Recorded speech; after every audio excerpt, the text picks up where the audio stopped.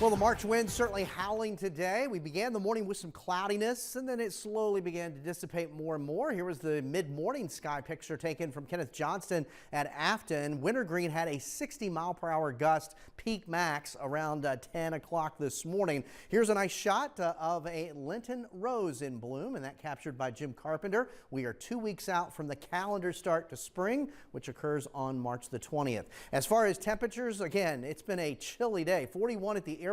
Our real high for the day occurred shortly after midnight when we were 51. 41 there in Madison, 37 in Stanton, 42 currently in Palmyra. But those winds making it feel like it's pretty much in the low and mid 30s, even some upper 20s. The mountains never got out of the 20s today with wind chills in the teens. And there's a look at some of the current ongoing gusts across the region, easily topping 20, 30 miles an hour. Now, we still have a wind advisory until midnight for the Blue Ridge Mountains, the Shenandoah Valley, where there could still be gusts topping over 40, 50 miles an hour. And again, as we look at some of the wind speeds later tonight, it's mainly the ridge tops that are going to be dealing with at least gust 40 or a little greater. Elsewhere, the wind will still be stirring, but just not quite as strong.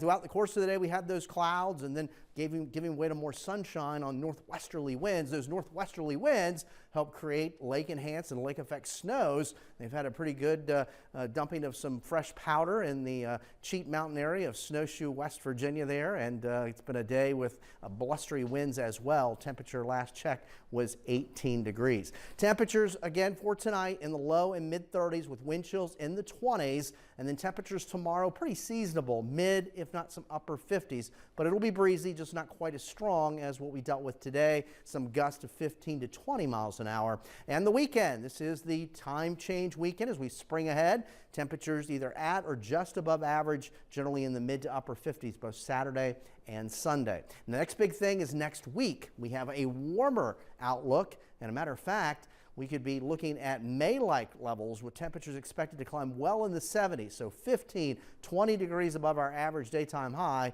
which right now is in the upper 50s. So we have a big storm that brought us the rain and brought thunderstorms, some severe yesterday across the southeast, and earlier that storm is up across eastern Canada, and the combination of that storm and high pressure that's off to the west have created a pressure gradient which creates the wind, and as that colder wind comes off the lake waters, it triggers the lake-enhanced and lake-effect snow showers.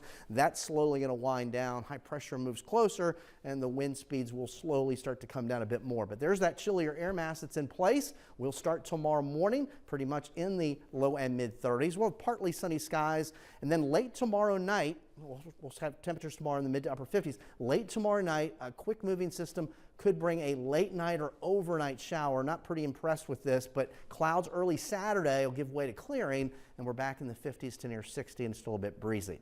Temperatures tonight then, low and mid 30s, still remaining breezy. That wind advisory for the Blue Ridge and the Valley until midnight. And there's a look at the Michael and Son 7-day forecast with temperatures on the rise. Look at those numbers next week as we hit May-like levels in the 70s. Something to look forward to. All right, Eric, thank you. From food to farming, President